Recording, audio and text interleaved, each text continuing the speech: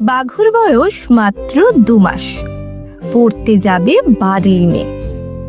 মা বলল সঙ্গে কিছু গুঁড়ো দুধ আর বার্লিনে। বিদেশ বিভুই, রাস্তাঘাটে কে আর দেবে খাবার?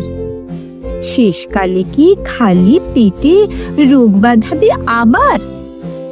বাঘু বলল, একটুতে মা তোমরা তো ভাবো না, কি যে বলো, প্লেনের ভেতর খাবার কি আর পাবো না?